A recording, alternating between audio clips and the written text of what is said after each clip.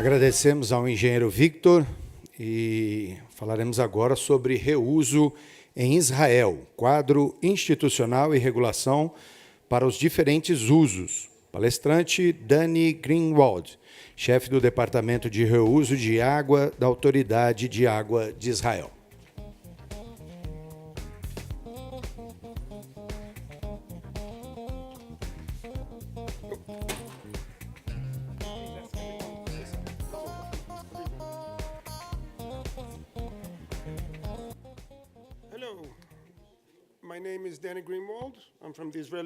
Bom dia a todos, é um prazer estar aqui representando a Autoridade Israelense de Água. Infelizmente, não falo português, não falo espanhol.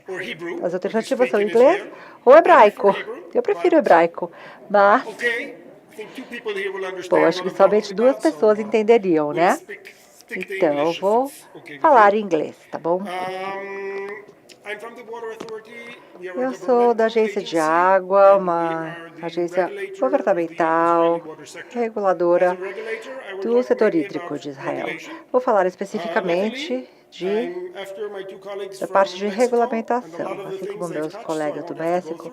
Bom, eles já cobriram muitas das coisas que eu não vou ter que cobrir. Eu sei que sou a última palestra antes do almoço. Então, tentarei ser o mais breve possível.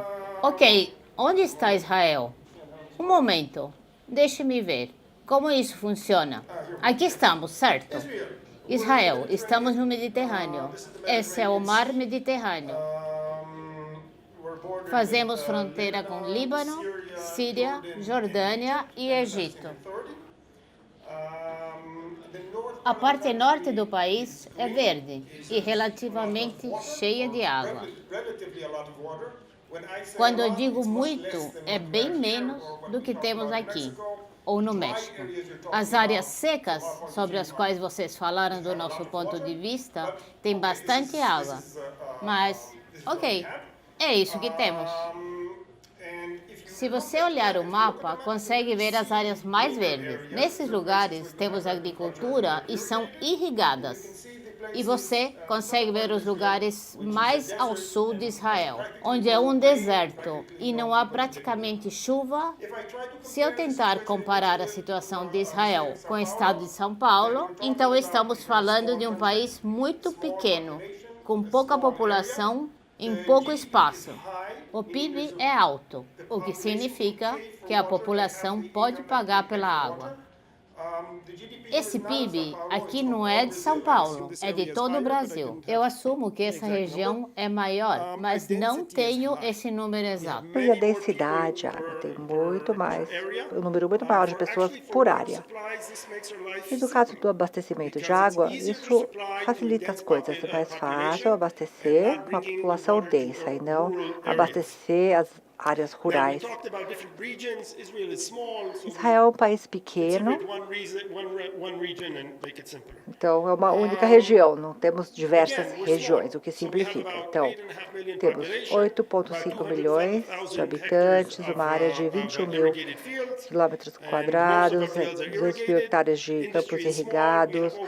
As plantas industriais são poucas, são 1.000 fábricas,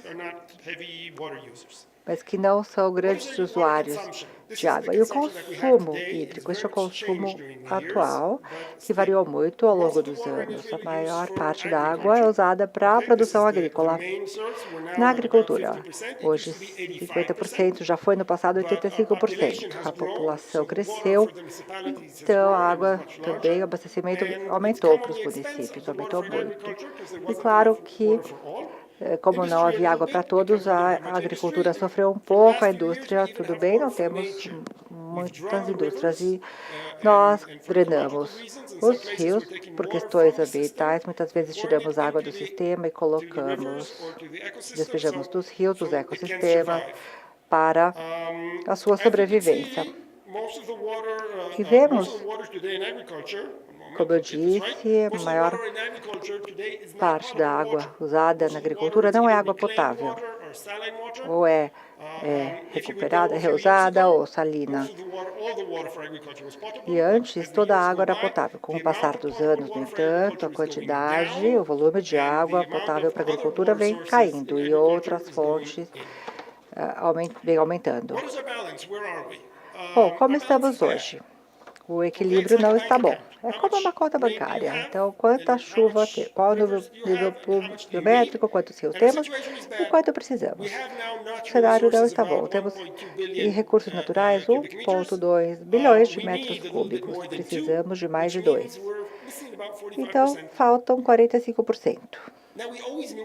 Nós sempre soubemos que tínhamos pouca água. Estamos no Oriente Médio, uma região onde sempre houve falta de água, já há milhares de anos. Na Bíblia a gente já lê sobre isso. As pessoas procuravam a água nos poços, continuavam, roubavam uns dos outros, ainda é hoje assim, tá? Tudo bem. Não, não é tudo bem, mas é assim. Então, sempre soubemos que não tínhamos água suficiente, mas os volumes hoje de água insuficiente são chocantes, porque quando eu estava na universidade falávamos de 1,2 bilhões metros cúbicos, hoje falamos de 1,6. E há 15 anos, quando eu fui trabalhar na agência pública, falávamos de 1,4. Hoje falamos de 1,2, continua caindo. Por que está caindo? Temos menos chuva, o padrão pluviométrico mudou. São períodos mais curtos, com chuvas mais fortes. Há menos infiltração, porque temos mais cidades, mais rodovias, temos a contaminação da água subterrânea. Então, a água cada vez é menos água natural. Este gráfico foi feito por um dos doutores do meu departamento, mas eu sei o que ele indica, que as coisas estão piorando. Será pelo aquecimento global, por azar, por mau planejamento? Bom, não sei, mas o que eu posso dizer é que está piorando esse problema. Claro, a região tem milhares de anos de experiência e isso ajuda a lidar com o problema. O que temos feito, então? No Israel, qual é a nossa abordagem? Nós temos feito o seguinte: para termos um sistema sustentável, precisamos, ter 4 pilares. O primeiro seria a gestão integrada de recursos hídricos. É o Estado que administra a água como uma unidade, seja água superficial, subterrânea, dessalinizada, por questões práticas. Se você pudesse usar água das nuvens, nós diríamos que as nuvens são nossas e o Estado se encarregaria delas, tá? Então agora queremos começar a fazer água a partir do ar. Da umidade, tudo bem, não tem regulamentação? Bom, temos também o outro pilar, que seria o uso eficiente. Usar tudo o que estiver à nossa disposição da melhor forma possível. A regulamentação governamental, temos muita experiência nisso, e o desenvolvimento de novas fontes de água. Estes serão os 4 pilares dos quais eu vou falar rapidamente. A começar pela lei hídrica. De acordo com a nossa lei da água, todo o recurso hídrico do país é propriedade das pessoas e do Estado. Se tiver agricultores com muita água, não é o nosso caso. Claro que as pessoas, sim, são donas daquele bem público, mas é nossa responsabilidade fazer com que todas as pessoas recebam a quantidade que precisam. É o Estado que administra a água. O recurso integrado do recurso hídrico. Como o Estado é que administra a água, podemos brincar com diversas competências. Primeiro, nos anos 50 e 60, decidimos o seguinte: tínhamos água no Mar da Galileia, ao norte, que nós chamamos de mar, mas é um lago, uma poça. Mas é o maior que temos. Pegamos água dali, construímos um tubo, levamos esse tubo pelo aquífero para o sul. Transferimos a água do norte para o sul de Israel, que era mais seco. Usamos aquíferos. Temos 2 aquíferos principais, o litorâneo e o do interior. Conectamos as duas fontes do mesmo sistema. Decidimos até hoje, assim, qual foi o nível pluviométrico, quanta água temos neste aquífero, no outro, no Mar da Galileia. Vamos usar 50% daqui, 40% daqui, 15% daqui e pronto. Vamos ver quanto falta. Isso funcionou por alguns anos, só que depois... Tá, o Mar da Galileia, como eu falei, é um laguinho. Então, passamos a usar fontes adicionais de água. Nos anos 60, começamos também a tratar as águas servidas. Foi uma iniciativa privada, pessoas que buscavam mais fontes de água. Nos anos 90, começamos um processo de dessalinização de ampla escala do mar Mediterrâneo. Temos uma faixa litorânea extensa. O preço da dessalinização caiu muito. Isso há 30 anos. Antes era muito caro, ninguém podia pagar, mas há 15 anos o preço caiu muito. O preço da energia também, o uso da energia aumentou. Hoje compramos água marinha dessalinizada por 50 centavos de dólar, o que é barato, e se esse é o preço, podemos usar. E cada vez estamos usando mais. E hoje usamos 25%, 35% da água dessalinizada. Então, conforme a população cresce, a demanda também aumenta, e essa será a fonte principal de água. Bom, como incentivar as pessoas a usarem água de forma eficiente? Podemos, claro, educá-las, fazer campanhas de conscientização, e a gente faz muito isso. A gente tem campanhas de educação, etc. Mas eu acho que o que funciona melhor é, na verdade, regulamentar. E isso é gestão de água, tarifas de água, cotas de água e pesquisa. No momento que você tem as medições de água e tarifas de água e as pessoas sentem o preço, aí elas acharão a solução, ok? Esse é o medidor de água do meu apartamento. Eu vivo em um prédio, tem 30 pessoas vivendo no prédio. Cada uma tem seu medidor de água. Esse medidor de água é conectado online ao meu fornecedor de água.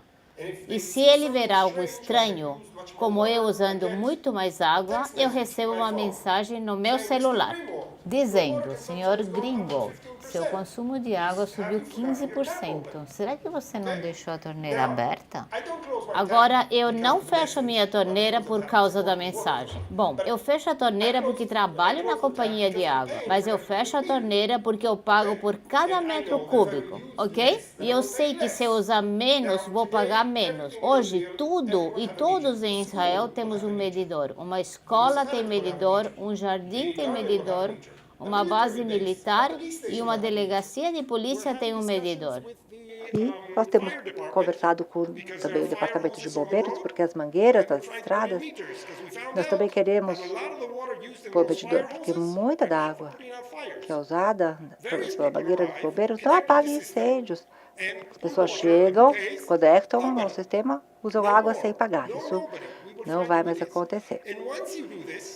E assim, a gente pode fazer o mesmo na agricultura. Então, o setor privado vai encontrar suas próprias soluções. Se você... Deixa eu ver onde está. Aqui a foto.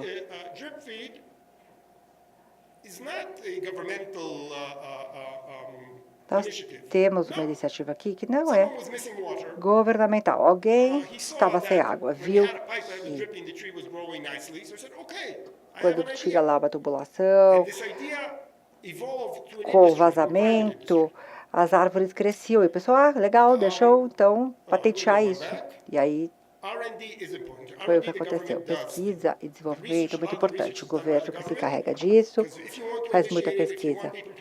Porque para as pessoas entenderem a importância da água, a pesquisa é crucial. Governança, até 2007, era tudo um caos.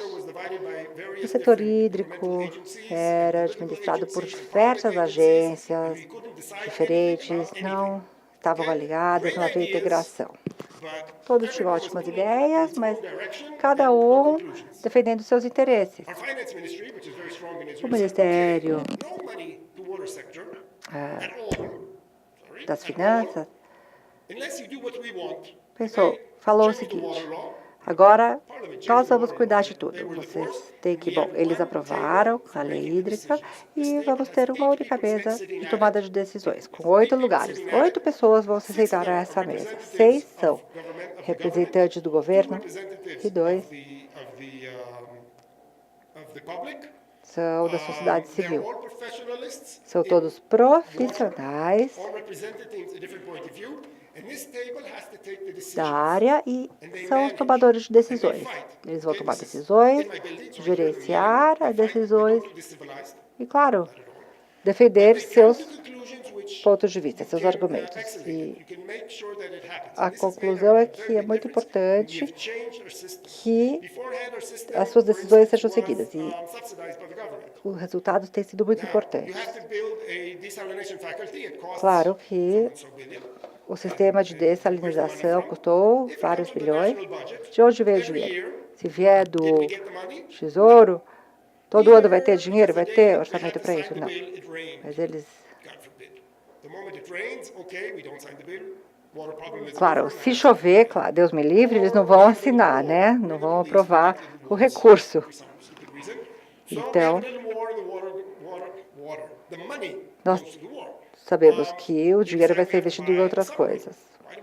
Para guerra, submarinos. Vamos ter que comprar submarino. Para quê? Não sei.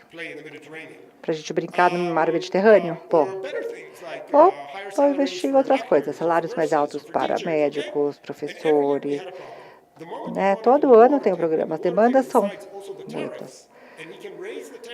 Eles podem aumentar a tarifa, decidir também aumentar a tarifa da água. Aí sim vai fazer diferença.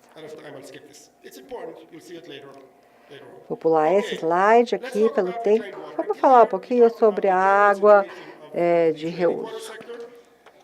Vou falar um pouquinho desse setor em Israel que está resolvendo alguns problemas. São diferentes dos problemas de vocês. Então, contei um pouco sobre o que nós temos em Israel para vocês entenderem as nossas resoluções. Essa foto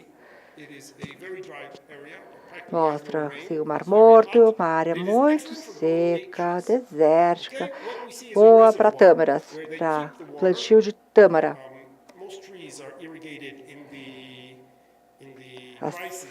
As árvores são irrigadas na estação seca, que vai de abril a outubro em Israel.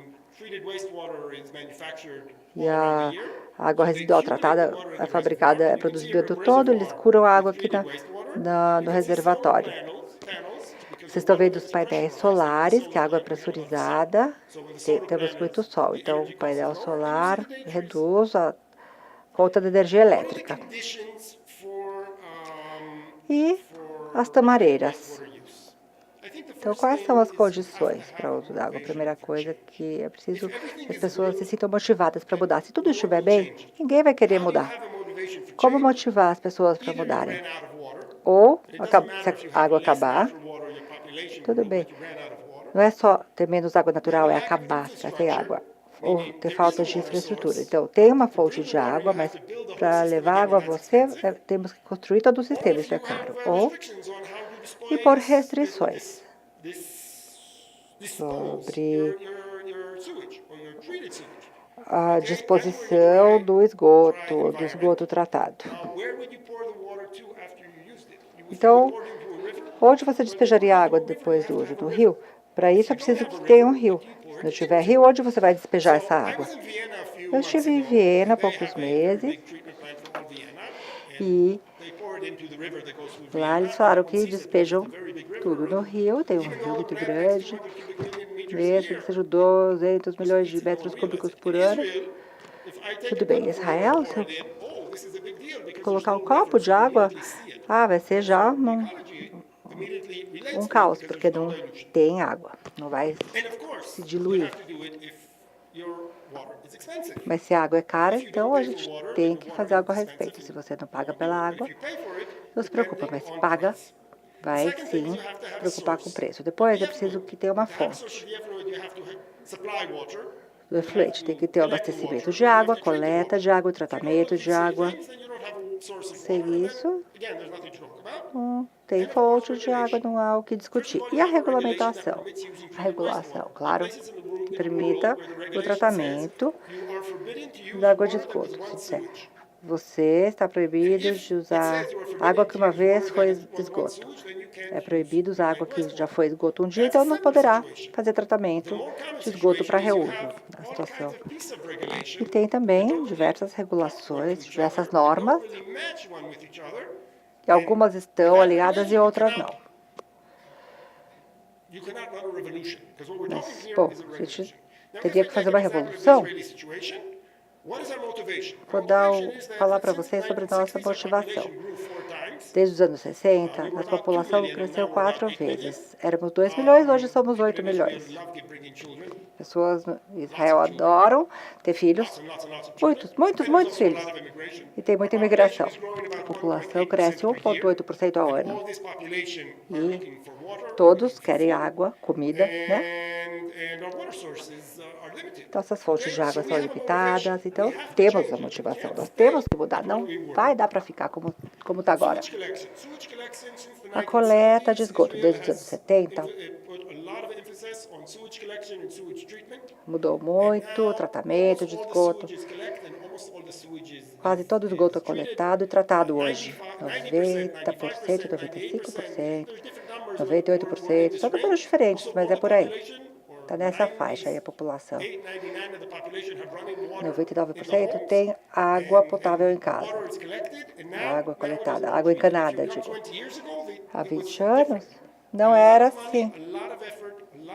Muito dinheiro, muito esforço, muito subsídio do governo entrou em cena para construir esses sistemas. Agora o sistema existe, tudo bem, o público pode usar.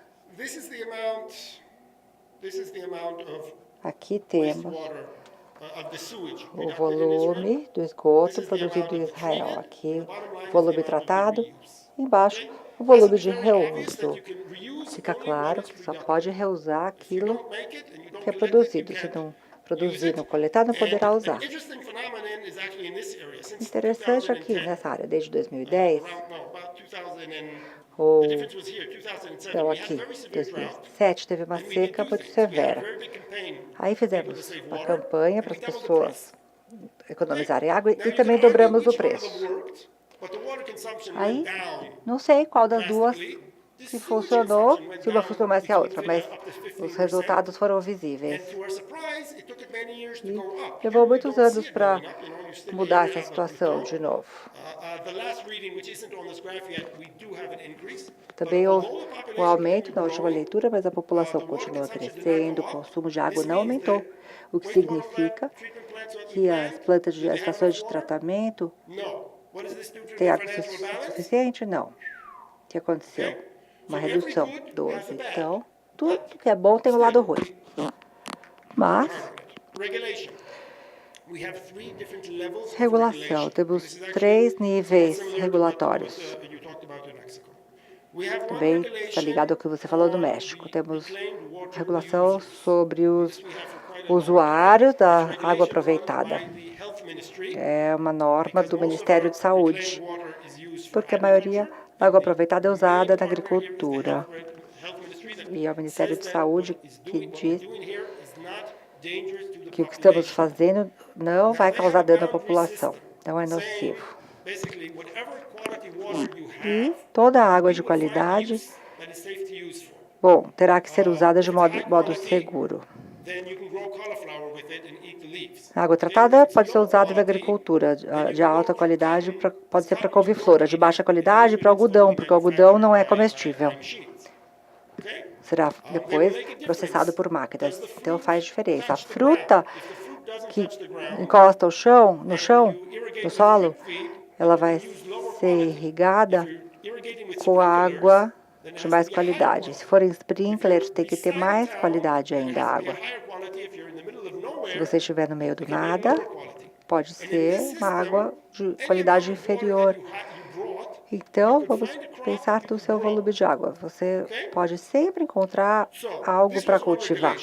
Então, essa foi uma norma regulatória que está em vigor até hoje. E cada agricultor tem que obter uma licença anual específica junto ao Ministério de Saúde, que diz o que ele planta, qual é o sistema de irrigação, qual é o volume de água usado e de onde ele capta essa água, ou recebe água. Se o Ministério descobrir que alguém está infringindo a norma, vai desativar aquele campo agrícola com tratores. É muito rigoroso, mas é por isso que o sistema vem funcionando. Depois temos também os usuários de água, temos o uso agrícola. Então, nós dissemos aos usuários o que eles poderiam expor no esgoto, agricultura e as plantas têm um problema com boro. A gente começou a usar água de esgoto tratada, e aí as plantas não cresciam porque continha muito boro aquela água. O que aconteceu, então? Foram feitas mais pesquisas.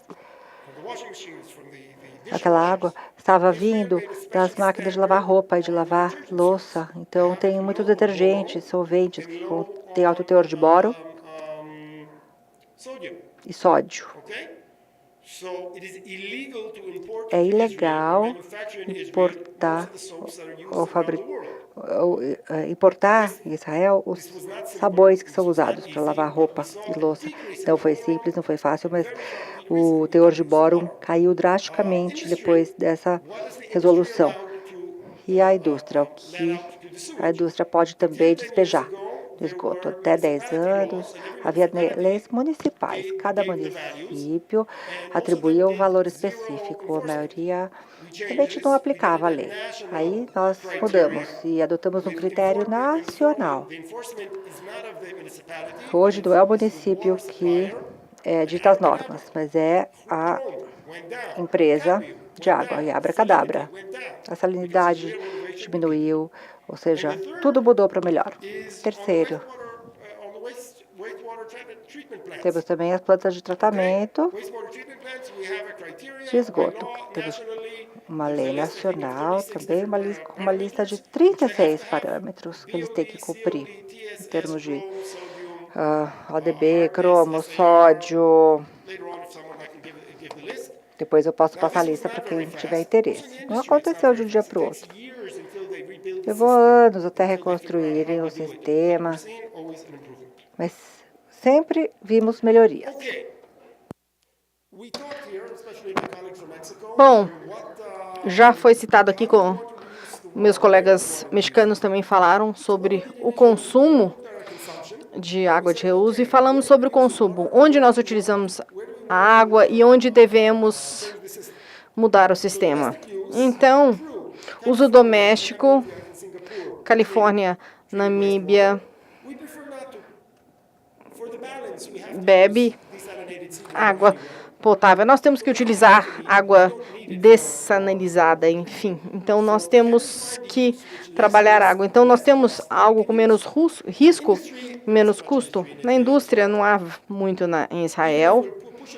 Se a gente fosse colocar isso, não resolveria o problema. Então, fomos para a agricultura. E a maior parte da água,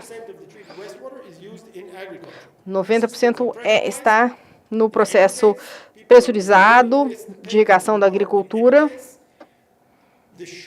E a falta de água em Israel, toda vez que tivermos uma seca, nós não tiramos a água dos municípios ou da indústria, mas da agricultura. Então, a agricultura sempre buscava mais fontes de água. E aí trouxemos essa, mostrando que era mais barata e é confiável, porque as pessoas vão sempre tomar banho. Então, nós sempre vai ter água de esgoto, então vamos poder tratá-la e sempre vamos tê-la aqui para que vocês possam usar essa água. Eles se interessaram e começaram a usá-la. Como eu havia falado, em Israel, nós irrigamos durante a seca e nós tratamos a água dos efluentes sempre. Antes nós jogávamos no mar, então com a falta de água, nós começamos a entender que precisávamos acumular essa água.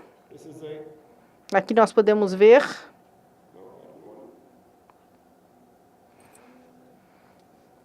Aqui está. Aqui, um reservatório, 1 milhão de metros cúbicos acumulado no inverno para ser utilizado no verão.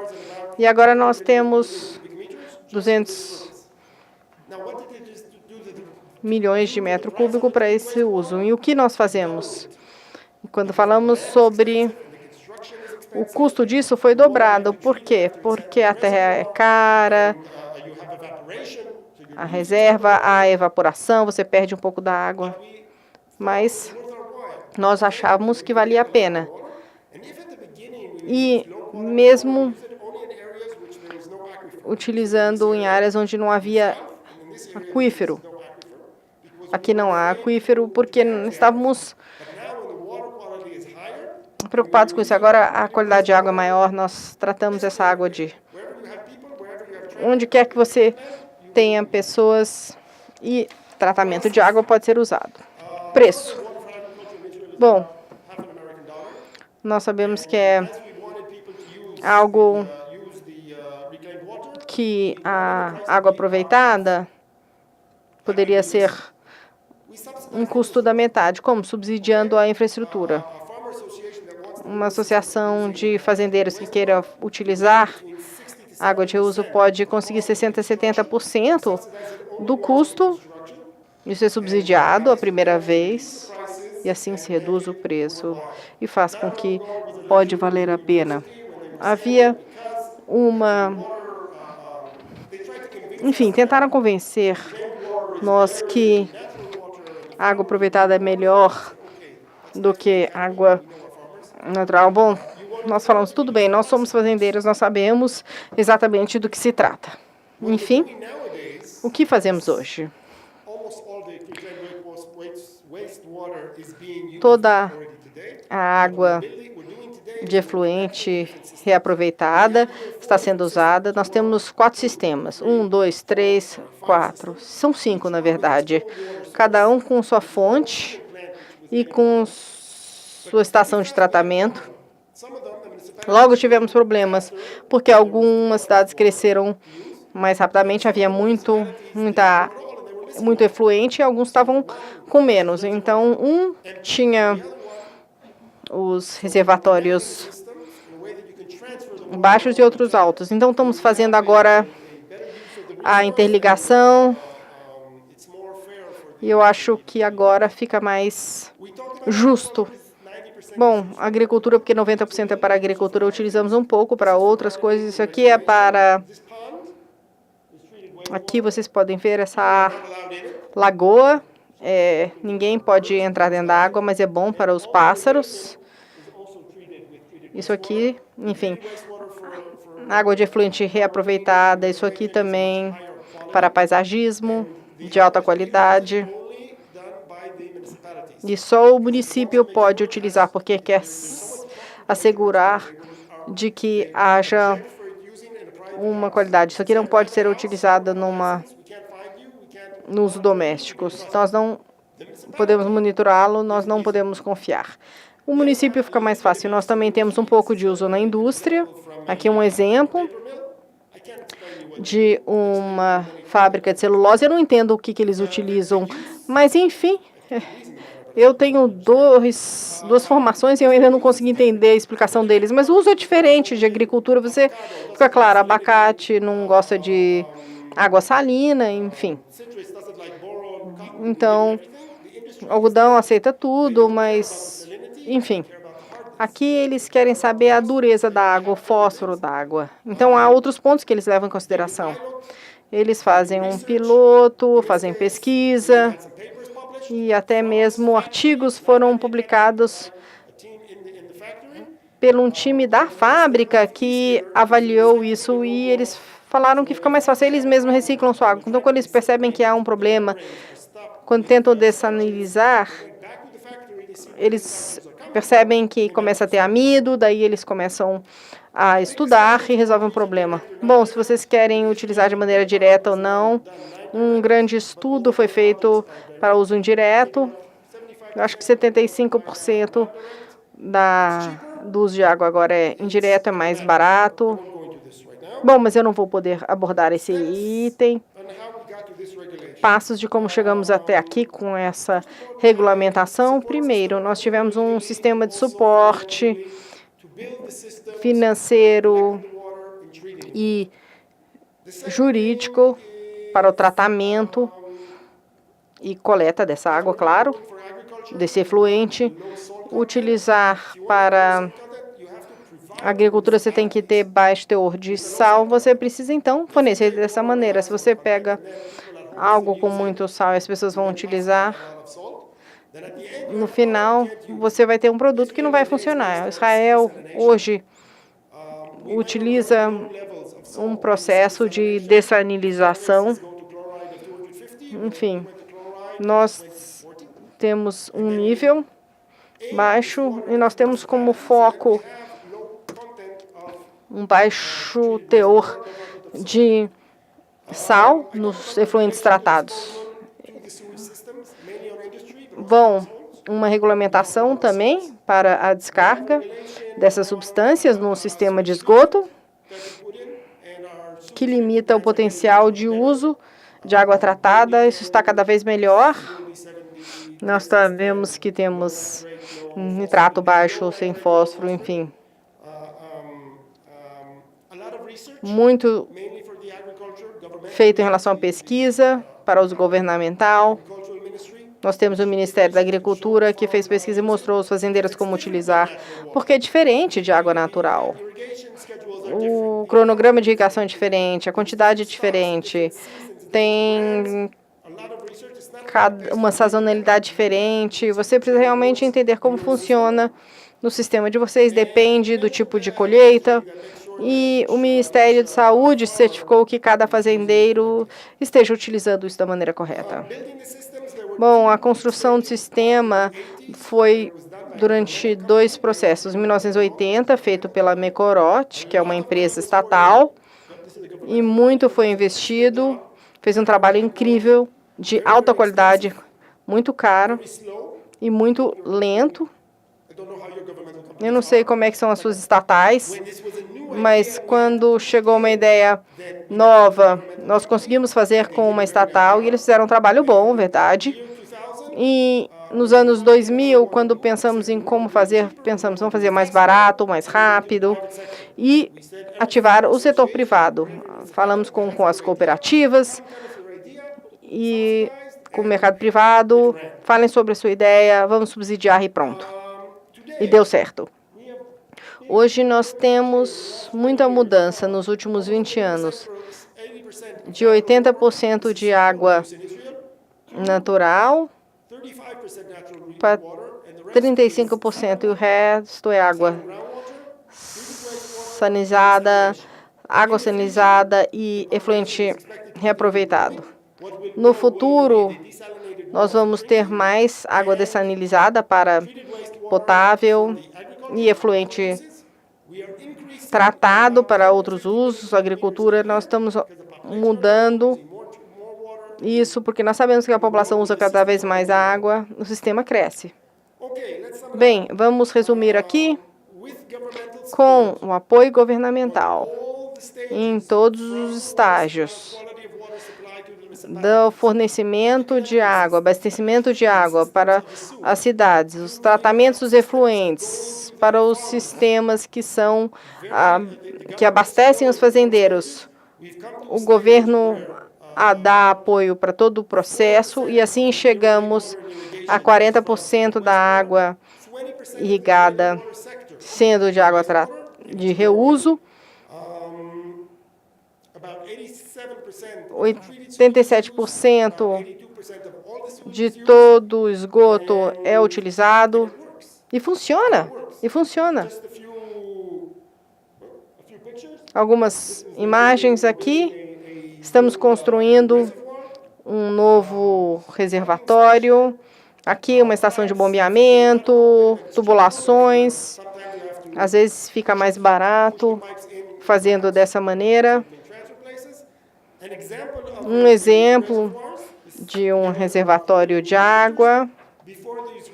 Antes, eles eram assim, onde toda a região ao redor, às vezes tinha plantações e antes não. Agora podemos ver que temos aqui várias plantações, e nós sabemos que em Israel isso tem um valor muito alto. Se você só planta, você tem certeza que vai ter abastecimento de água hoje, amanhã e em 15 anos. Quando não existia isso, os fazendeiros optavam por não pomar, mas por plantações de longo prazo. Bom, esse aqui é o último que acabamos de finalizar. Há 2 semanas foi meu último projeto. 2,5 milhões de metros cúbicos e agora vai começar a ser preenchido. E toda essa área que é só irrigada no inverno, na verdade não são irrigados, eles só recebem água no inverno. E a cada 10 anos vocês vão ver que teremos pomar em toda a região. Tudo é mensurado, como eu havia mostrado, mensuração de um uso doméstico aqui para essa construção. Se as coisas não fizerem sentido, eles vão ligar, vão falar que houve um problema.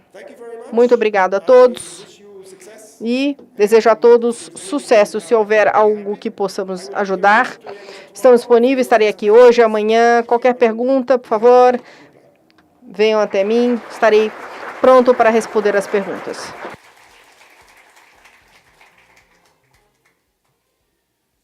Nós agradecemos a todos os nossos Thank you, our speakers that took part in this panel, and now we'll have the floor open to Q&A. Those who would like to ask questions, please raise your hand so we can have our ushers bring you the mic. I would please ask you to have the questions addressed specifically to the speakers and to the speaker that should answer the questions. And please let's be objective with our questions so we can be sure to end at the right time. First question. Doutora Mantilho. São 2 perguntas. A primeira é sobre a questão do I have 2 questions. 1 second, it seems we have an issue with a microphone. Para que fique mais audível. Não, troca o microfone, por favor. Isso. Usa o verdinho.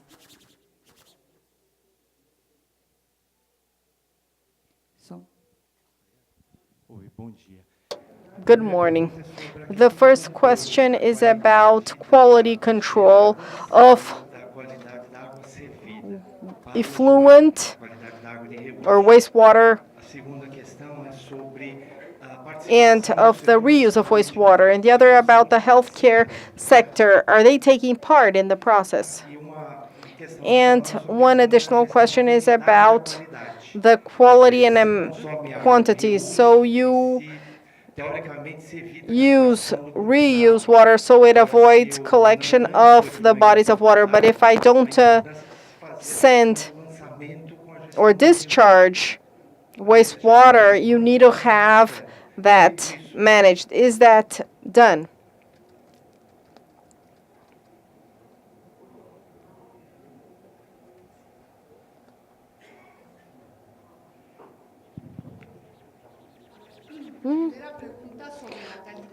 The first question about quality. As the engineer mentioned to you, we have 2 types of norms for reuse. The 001 is when the water is discharged at the receiving body, and then it will vary accordingly. And now we have 3 types: receiving water, A, B, or C. A are rivers and can hold up to 150 milligrams per liter, and this volume will be for the estuaries and other parameters that are used. That's 75 milligrams per liter. And the other ones are B, are aquifers that are very sensitive to, that means 150, 75, 30. And 150 milligrams are discharged wastewater, and there are other parameters as well. So phosphorus and boron are controlled when we're talking about that use in agriculture. And currently, we don't measure when it will be discharged to mangroves or to other bodies of water, receiving bodies. So this norm that was established in 1996, and it became more lenient because it was associated to the wastewater generated, and that's a norm today that addresses all. It might seem ridiculous to demand the same from a sugar mill where they never had that issue, the DBO. So that is something. The second, who revises the norm? What was the second question? Oh, exactly. The healthcare sector. That was a norm for all, but we have the direct and indirect reuse, which is the norm 03.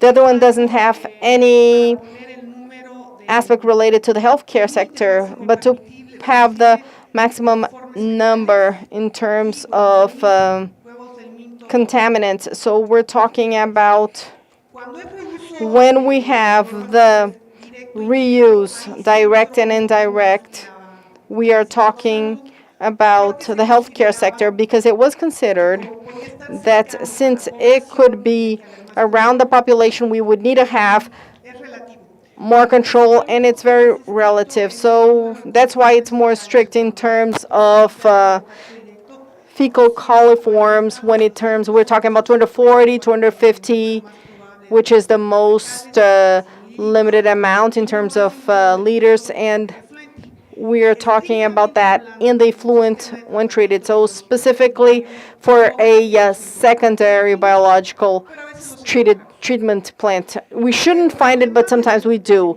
And the problem from my standpoint is that we do have the normative, but it's either not followed or applied. So we have 3,000 treatment plants, but I cannot ensure you, different from Israel, that it is a process where there is full process where they abide by the legislation, because we don't have the enough monitoring, and also the whole conscience of the operators. So it is a whole illusion, but in any aspect, that's what I could say about that. And the third, the use of wastewater reuse and the water system supply. Well, that's another topic.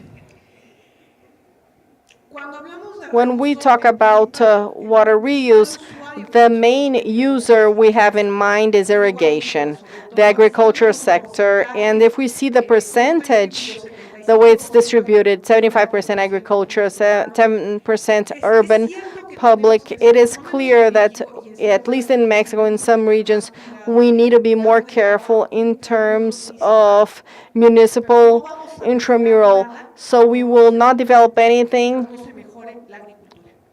if we don't focus first on agriculture. If we want to be more, if we are able to be more efficient in agriculture, as it was already said, if we reduce 10% of the water loss because of bad practice of irrigation and many other aspects, when this is actually, once this is done, drinking water use will be improved. So when we believe that we should treat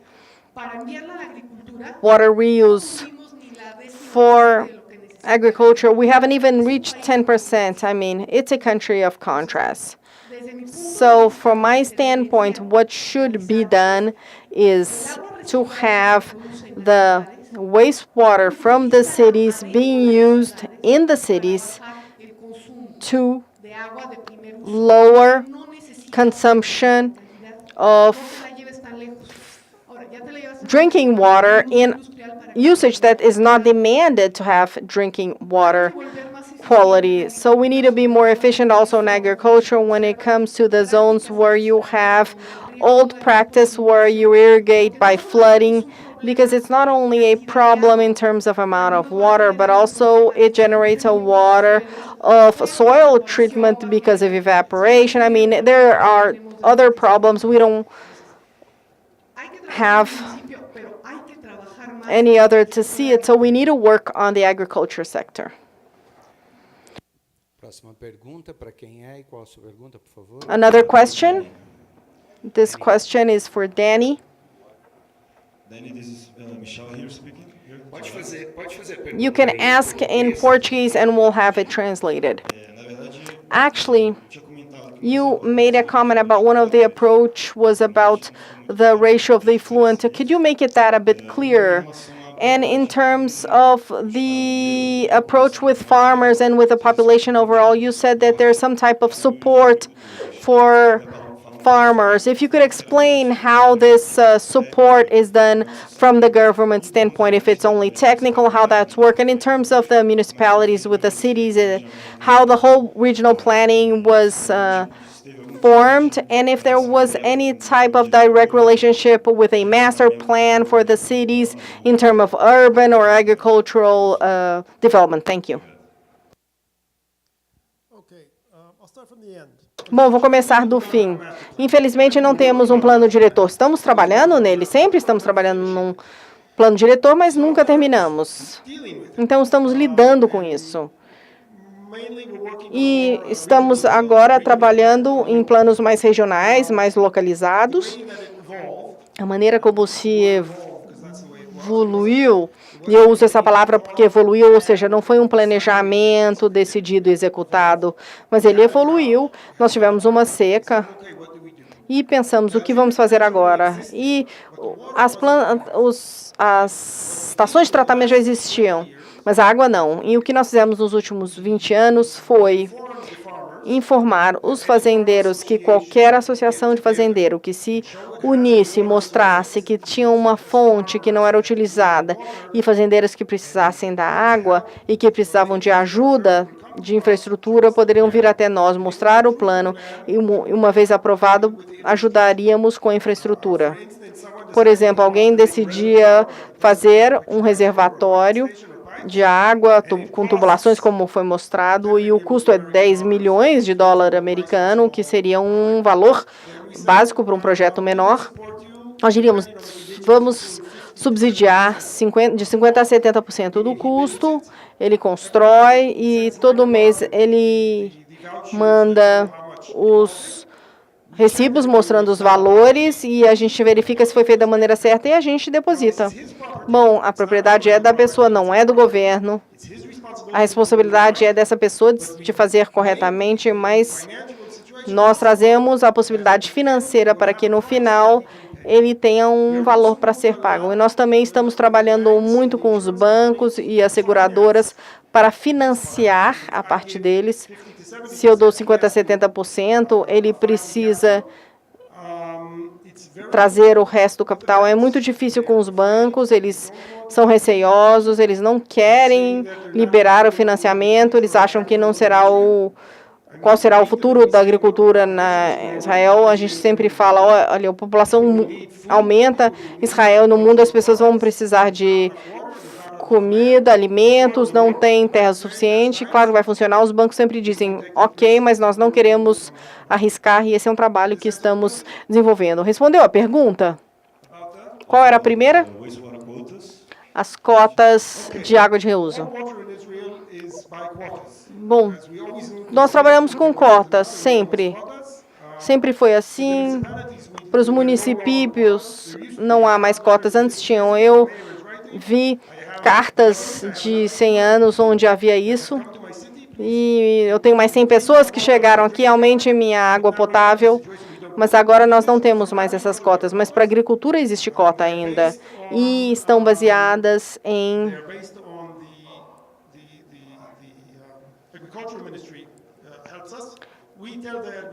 aquilo que é enviado de informação de cota para aquela região isso tudo enviado para o Ministério da Agricultura e então depende de onde você se localiza, o tipo de plantação, o tipo de terra e a cota muda a cada ano, porque podemos ter menos ou mais, então isso muda. E para água de reuso tratada, geralmente há mais, cada vez mais, então as cotas crescem e assim os fazendeiros ficam bem contentes. Na verdade, os fazendeiros nunca estão contentes, né? Os agricultores não ficam contentes nunca. Bom dia, eu tenho duas perguntas. Uma Two questions. One for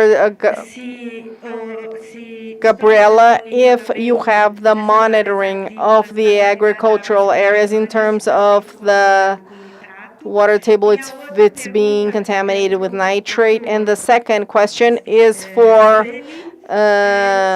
Danny, if they are concerned with the emerging substances that, according to the representative of EPA, is reaching the food once applied in the soil.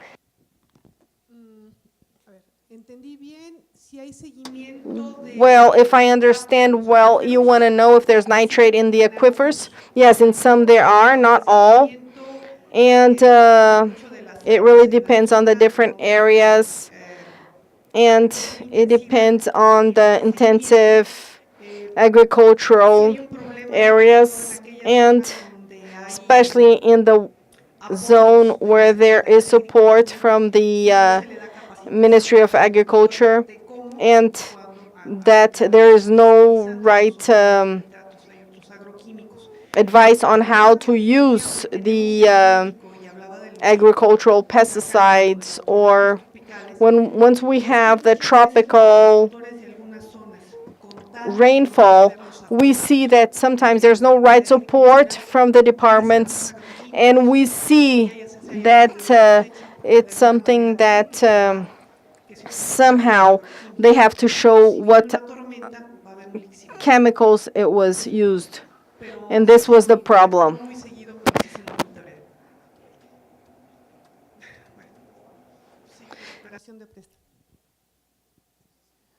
Okay, we're all doing research, also in Israel, but all around the world, Estamos todos pesquisando new contaminants. sobre os agentes contaminadores e, enfim, hoje nós sabemos como mensurá-los, os hormônios, os farmacêuticos, enfim, tudo. Nós sabemos como mensurar isso hoje, mas nós não sabemos o que isso significa, no sentido do impacto. Nós não tratamos isso porque nós não sabemos se é um problema e nós não sabemos se esse é o maior problema. E nós agora estamos no ponto de pesquisar isso. Eu venho do setor da agricultura, eu tenho essa formação, e eu aprendi com um professor que ele plantou pepinos de uma maneira hidropônica, e nós utilizamos isso onde nós vimos que havia uma concentração de uma droga que é utilizada para epilepsia e que te deixa num certo estado feliz, e aprendemos que se comêssemos 5 quilos de pepino por dia, você tem a mesma dose dessa droga de epilepsia por dia. É muito? É pouco? Eu não sei exatamente. Para mim fica óbvio que os herbicidas e os defensivos agrícolas também é uma preocupação ainda maior. Então, eu imagino que daqui a 10, 20 anos nós vamos ter uma ideia melhor no sentido dos hormônios e dos farmacêuticos. Não tenho certeza se haverá um tratamento melhor para filtrar tudo isso com carbono ativo nas estações de tratamento, ou se voltaremos às farmacêuticas, às empresas, e como nós fizemos isso com os herbicidas. Olha, você não pode mais utilizar isso ou aquilo. Nós não chegamos nisso ainda com os farmacêuticos, porque quando eu converso com alguém com epilepsia, olha, nós vamos fazer com que a sua medicação não esteja mais pronta, enfim, eles vão começar a ter uma reação nesse sentido. Então, nós não sabemos como lidar com isso ainda, mas acredito que em 10 anos, quando os resultados analíticos estejam disponíveis, nós vamos estar falando sobre outra coisa. Antes a gente falava sobre metais pesados, depois falamos sobre herbicidas e agora estamos falando sobre farmacêuticos e daqui a 10 anos vamos falar sobre outra coisa.